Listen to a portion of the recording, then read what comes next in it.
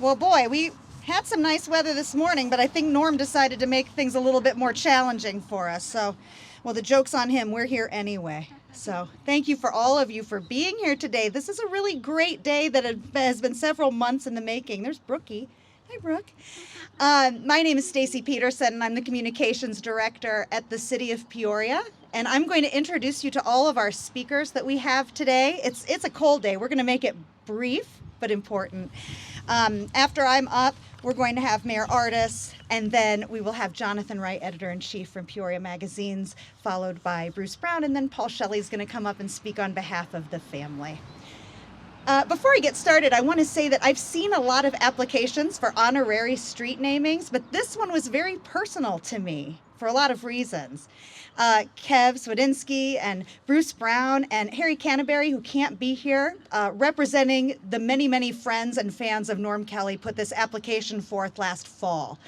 And it was a little too cold for us to do it in the fall, and there were some restrictions, and there was a lot of discussion on where we might put this sign.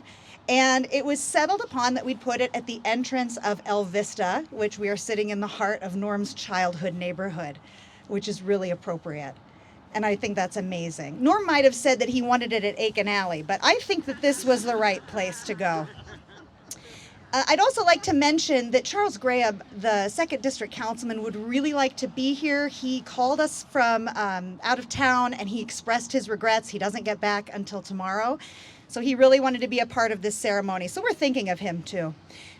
Before I let the other speakers say their part, I want to share a story that I shared when I introduced Norm at the local Legends event at the Country Club, and many of you guys have heard it here in the first couple of rows. I first met Norm when I was a librarian at the Peoria Public Library, and I'd worked there for a while doing different programs, and several people came up to me and they said, "Have you met Norm Kelly? Have you met Norm Kelly?" And every person followed it with the same thing: "You're gonna love him."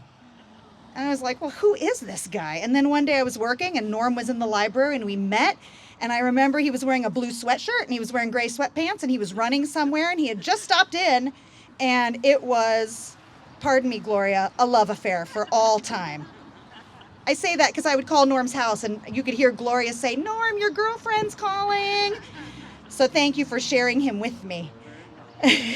So when Norm and I got together and we started thinking of programs, the first thing he wanted to do was a 4-part series on the bawdy, lusty, seedy side of Peoria. And as a new employee, I didn't know if this was a questionable decision on my part or the best idea ever, but Norm was very convincing and we went with it. And at the first night, and some of you were there, we busted out the room in capacity. And Norm always said, "We went over capacity." And there was a dog there. He was so happy there was a dog there. So we moved from room to bigger room to bigger room. And on our last night, I saw a bus roll up from Lutheran Hillside Village. And my first thought was, oh my gosh, I hope we have enough room for these people. And then this nice, tiny woman with a scarf over her head said to her friend, "I hope this is really dirty." And then I thought, oh, I hope it's dirty enough for this crowd because I don't want anybody to go away unhappy. It was pretty seedy. It was good. He was good. He was in true form. So all that's to say that I'm really happy to have called Norm a friend. I'm really happy that all of you guys got to know Norm. Many of you probably read his work. We've been very fortunate that he not only kept the history of Peoria alive, but also discovered a lot of things that might have been forgotten in the past. And we're so lucky that it's been preserved in the records at the Peoria Public Library and in his publications. So it's really nice to have that recognition with him today. So without further ado, I'm going to introduce Mayor Artis, and then we'll just continue this. Thank you. You're welcome.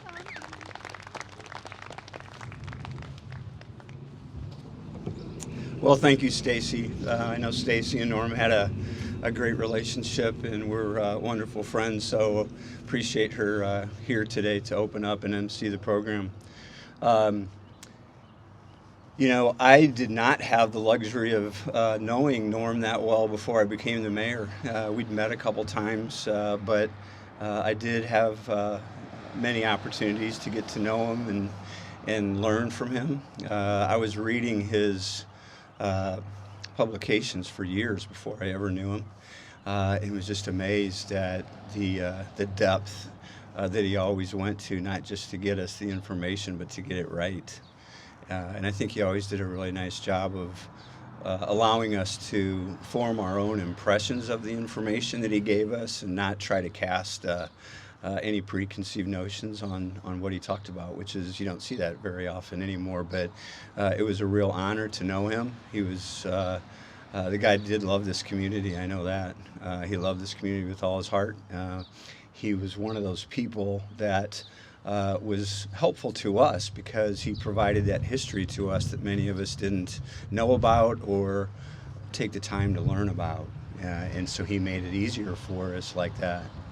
I'm happy that Bruce Brown's here today and that Paul's here today, because obviously they knew him very well, and I look forward to hearing some of the words that they have to describe their dear friend. So thanks to the family for sharing him with us for so many years, and it's. We don't do a whole lot of these honorary street namings, so it's nice that when we do one, especially to have a nice crowd like this turn out. And I'm sure that he'd probably be is somewhere grumbling at Stacy and Paul and Bruce and the other folks that put this event together, because that definitely was not his style.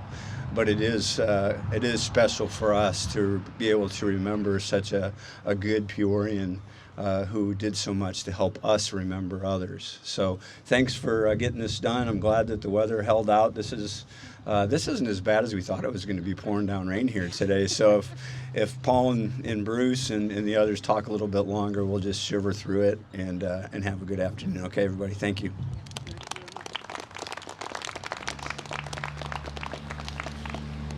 Thank you, Mayor Ardis. Our next guest is a gentleman by the name of Jonathan Wright. Jonathan is really well known for being the editor-in-chief of Peoria magazines. I will say that Norm was my date, sorry, Gloria, at John and his lovely wife's wedding reception a few years ago. But what Norm would tell me about John is frequently we would take a lot of walks on Sunday mornings before Keith would come over for a visit. And we'd walk at the mall when the weather was bad, or we'd walk at Expo Gardens, and he always would tell me about stories that he had in mind, or that he was going to write, or that he had written. And we're really grateful, because what Jonathan has provided for us over the past was a venue and an opportunity for Norm to publish a lot of his work. And I know that they've spent a lot of time working on things together. So without further ado, Jonathan Wright.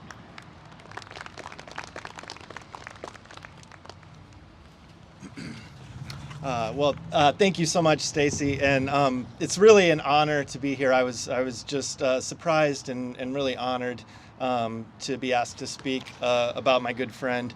As the editor-in-chief of Peoria Magazine, I'm responsible for putting the articles together for every issue each month, and so I'm always looking for a good storyteller.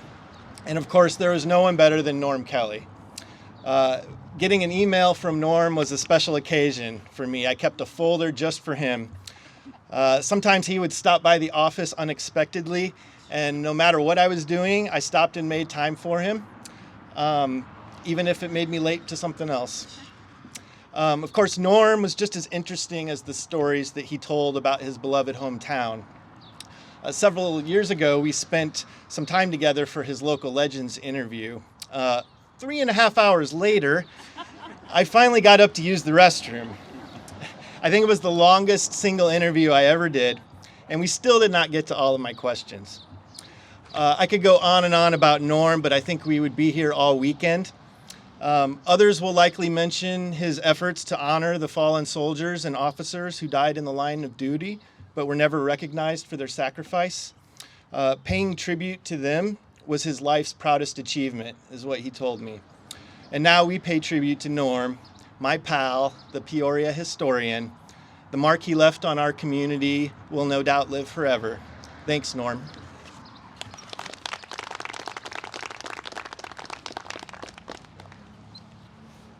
Thanks, John. Our next guest knew Norm very, very well. I would hear frequently about trips that they would take to discover new things, and I thought, well, I never go on trips with Norm. But Bruce gets to go on trips with Norm all the time. And I actually met Bruce because we did a speaking arrangement at the library, and Norm said, I know a guy who takes photos. My friend Bruce Brown can come in, and Bruce produced the most incredible photos of Norm speaking to the crowd. They were just amazing. One of the most recent things that they did together was the restoration of the shaft at Springdale Cemetery, and I know that they worked very hard on that together, and it was one of many, many projects that Norm did that he would do because he felt that so many things deserved recognition that had been forgotten, and whether that was a memorial or a monument that had kind of fallen by the wayside, or a police officer who had died in the line of duty and found recognition after that, or somebody who was in the Spanish-American War and he would later put a plaque up. Norm really did an amazing job of remembering the forgotten. And we're really lucky that Bruce is here to give us his perspective of his relationship with Norm. Thanks, Bruce Brown.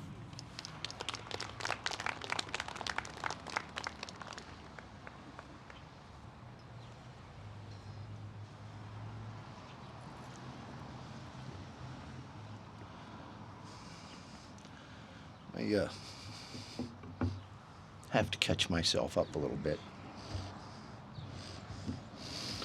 And kind of weave this together as I go, as Norm and I frequently would do. As Stacy was talking, I remember about a famous trip that he and I took to the Quad Cities. Norm's gonna interview Harry and Bess Truman impersonators, and I'm gonna take the pictures. And this drive of two old gentlemen who know about Peoria history and politics, and we're going back and forth. And at one point Norm had me laughing so hard I'd pull off the interstate. And in classic form, and you all know him, I'm sitting there choking with laughter, and he's sitting there saying, "What's so funny?"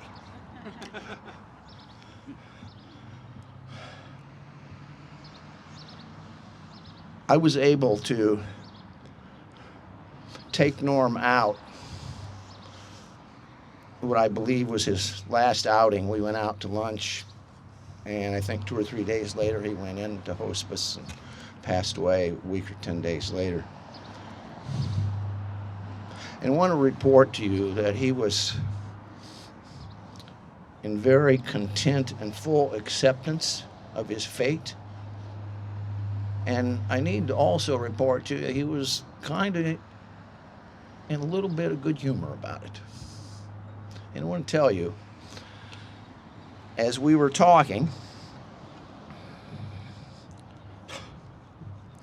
he asked me, he knew from our many discussions together that I had a close encounter of the third kind about 51 years ago, and he wanted to know what the experience was when you kind of meet that moment. We had a very personal conversation, and by the way, I'm not going to share it with you.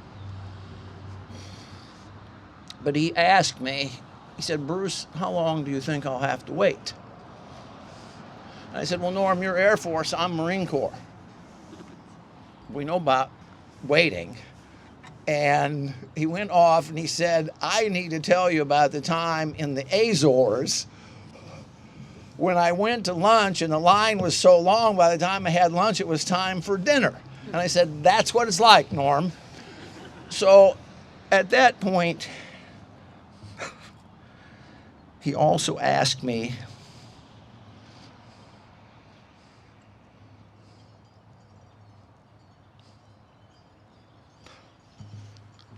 "Bruce, would you do something for me when I'm gone?"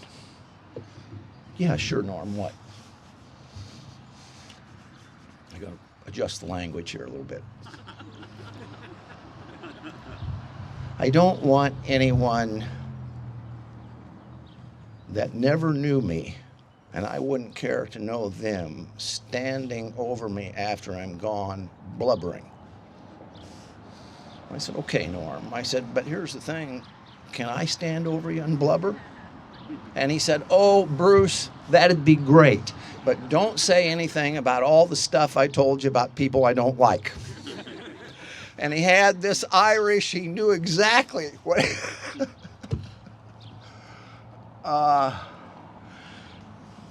So here I am, trying not to blubber at this moment, okay? Why, with that little twist of Irish humor, why would I remember at this moment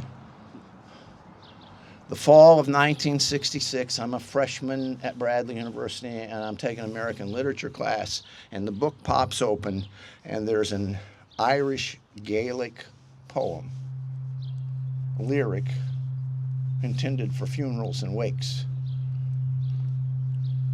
And I can close my eyes. I can see my hands on the book right now.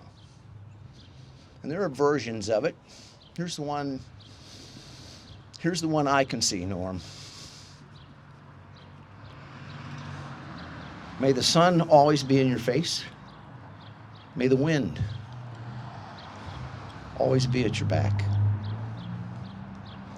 May the road rise to meet you on your journey. May the valleys be raised up, mountains laid low, and the rough plain made smooth. And when that supreme moment comes, when your physical self must leave this earth to go to another place, may your spirit and soul be in a higher and better place many hours before the devil knows you're traveling. Such is the Irish humor. You know, it's a wonderful life. We're here today to remember that life. Norm Kelly away. It's an Italian phrase. If we have the Irish, we have to have the Italian. Non si dimentichiamo così presto. We don't forget so soon. Norm Kelly way. It's a wonderful life. By the way, as I think some of you know, there's a film of that name. It's a Wonderful Life. 1947, Frank Capra directing, black and white, Jimmy Stewart, Donna Reed, Lionel Barrymore, and the theme of it is it's cast in a fictional town of Bedford Falls and a fictional character of George Bailey. But the theme of the film is, what would a community be if George Bailey weren't there? What would we be if Norm Kelly weren't with us? What would this community be if Norm Kelly weren't here? And so take just a moment each one, because we can't all come up, but just a moment right now to think your own personal. What would we be? What would you be without Norm Kelly? There's another line in that movie. And when I first heard it many, many years ago, I thought it was a Hollywood line. You know, and writers come up with everything. And I did a little research after I heard it, and I've done some more research then, and it appears that the Hollywood writers didn't put that line in It's a Wonderful Life. They actually got it from American folklore. And people have researched back. Did it come off the boat? Pennsylvania Dutch? Did it fall out of the sky? Well, what is that line from the movie? And by the way, I believe it to be true. Every time a bell rings, an angel gets their wings.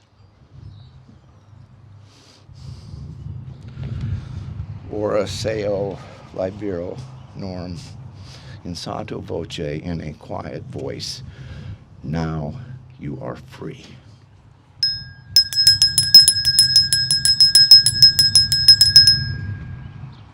Jonathan Wright, can I ask you to present this bell to Gloria on behalf of Central Illinois, and Gloria, a Christmas tradition, It's a Wonderful Life, that you might gift it every year for temporary custody to a family member, to be gifted the following year, and you all ring it a lot, because we got to do it for Norm, okay?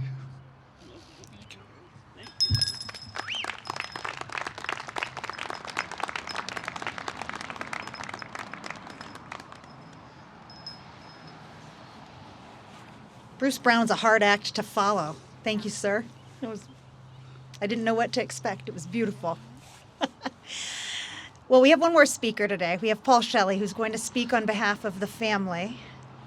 If you haven't had a chance yet to see the sign, please do. It was installed about an hour before we all gathered. If you go straight up Richwoods, it'll be on the right-hand side of the road once you get to Sterling. Take a moment, take a look at it. It's lovely. I also want to point out that tomorrow is kind of a special day. It is a special day. It's not kind of a special day, and it's actually the reason Gloria and I picked today when we figured out when we wanted to do this. And tomorrow is Norm's birthday. He would have been 89 years old, making this day a little more bittersweet than it normally is. So we can ring the bell and also wish him a happy, happy birthday. The nice thing about Norm is that he's really never far away, and he's not easily forgotten. And I remember one of the things he told me was, well, if you can't figure out where I am, just Google best damn Peorian historian and my website's gonna pop up. And he's right, you can go home and try it. So if there's a time that you want to spend a little few minutes with his work, Google it and you'll find him. He'll be there. So I really want to thank all of you for coming. I want to introduce Paul Shelley and invite him up to say a few words on behalf of the family. Go right ahead.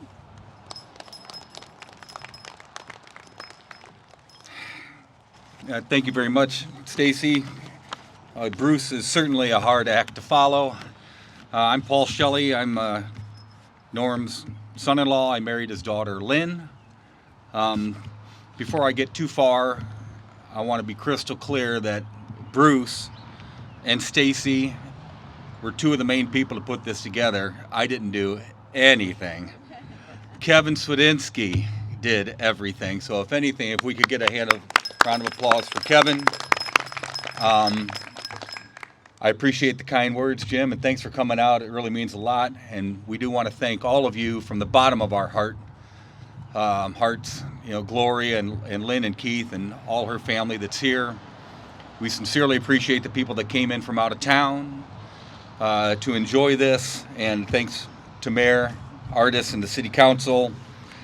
I know Harry Canterbury couldn't be here, but I wish he could have. And of course, Jonathan Wright, thanks for saying those kind words. I said I'd be short and sweet, but I think we're missing a little bit about Norm. Everyone knows Norm, yeah. Understatement. Everyone knows Norm as a historian and an author, and of course, Bruce mentioned he's an Air Force veteran. He's a private investigator. He worked in HR at St. Francis. Of course, was an incredible athlete throughout his entire life for his age and height. I don't know, a lot of people probably don't know that he was a stock boy at Dell Farm. If you remember Dell Farm, this was between jobs. And if you ever want to instill some work ethic in your family, you move from some of the jobs he had to being a stock boy at Dell Farm. A lot of people probably don't know that he was the U.S. Clue champion one year. Went to New York for the World Clue Championship. But as always, he's a loving father, a loving grandfather, and a loving husband. And although he would have not been happy with all this pomp and circumstances, I can tell you right now, I guarantee he's looking down at us and thanking everyone. Once again, thanks for coming out. You all drive safe now.